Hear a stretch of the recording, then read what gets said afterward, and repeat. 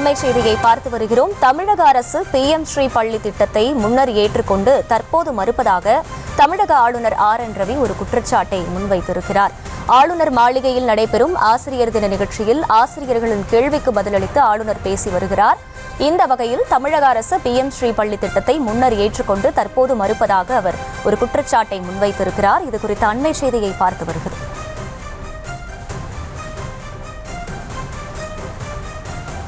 PM Sri பள்ளி திட்டத்தை தமிழக அரசு முன்னர் ஏற்றுக்கொண்டு தற்போது மறுப்பதாக தமிழக ஆளுநர் RN ரவி ஒரு குற்றச்சாட்டை முன்வைத்திருக்கிறார். ஆளுநர் மாளிகையில் நடைபெறும் ஆசிரியர் தின நிகழ்ச்சியில் ஆசிரியர்களின் கேள்விகளுக்கு ஆளுநர் பதிலளித்து பேசி வருகிறார். அப்போது அவர் முன்வைத்திருக்கக்கூடிய இந்த கருத்து தொடர்பான அண்மை செய்தியை பார்த்து வருகிறோம்.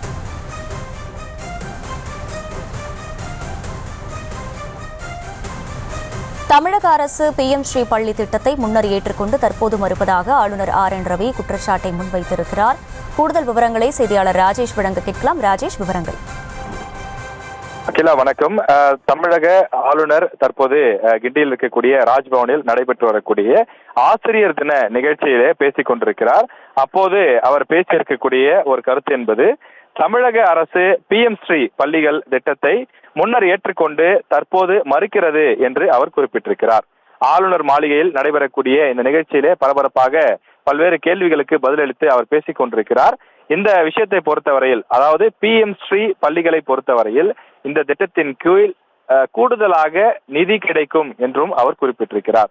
மத்திய அரசு மாநில அரசுடன் புரிந்துணர்வு ஒப்பந்தம் கொண்டு இந்த நிதி வழங்கப்படுவதாகவும், இதற்கு தமிழக அரசு முதலில் ஏற்றுக்கொண்டது என்றும், அதன் பின்னர் தமிழக அரசு தற்போது மறுப்பு தெரிவிக்கிறது என்றும் அவர் குறிப்பிட்டிருக்கிறார். PM ஸ்ரீ பள்ளிகளை பொறுத்தவரையிலே ஒரு மிக சிறந்த முன்னெடுப்பு என்று குறிப்பிட்டிருக்கக்கூடிய தமிழக ஆளுநர், தமிழகத்தில் இருக்கக்கூடிய அந்த பள்ளிகளின் உட்கட்டமைப்பு மற்றும் கற்றல் திறனை மேம்படுத்த PM ஸ்ரீ பள்ளிகள் மிகவும் அவசியமான ஒன்று என்ற அடிப்படையிலே அவர் கருத்தை தெரிவித்து பேசியிருக்கின்றார். தொடர்ந்து இந்த PM ஸ்ரீ விவகாரத்தை பொறுத்தவரையிலே இந்தியா முழுவதும் 14,500 பள்ளிகளை கொண்டு வர வேண்டும் என மத்திய அரசு முயற்சி மேற்கொண்டு வருகிறது.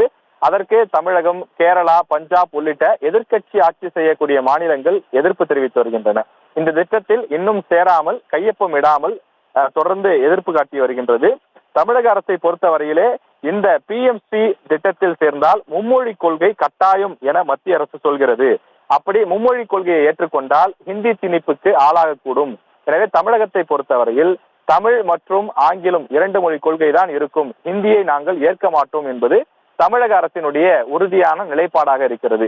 இந்த நிலையிலேதான் PM ஸ்ரீ பள்ளிகளை கட்டாயம் ஏற்க வேண்டும் என மத்திய அமைச்சர் கூட சமீபத்தில் கடிதம் எழுதியிருந்த நிலையில் தற்போது தமிழக ஆளுநரும் ஏறக்குறைய அதே கருத்தை தான் வலியுறுத்தி பேசியிருக்கின்றார்.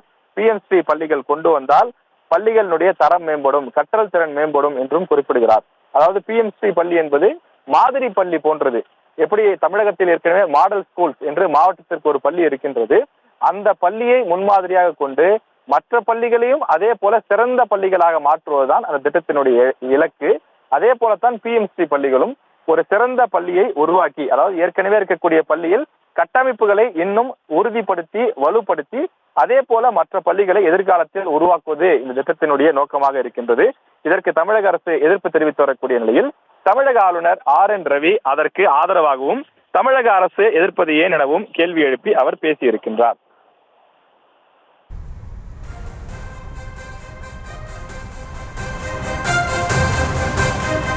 முழு விவரங்களுக்கு நன்றி ராஜேஷ். செய்திகளை உடனுக்குடனும் துல்லியமாகவும் தெரிந்து கொள்ள சப்ஸ்கிரைப் பண்ணுங்க.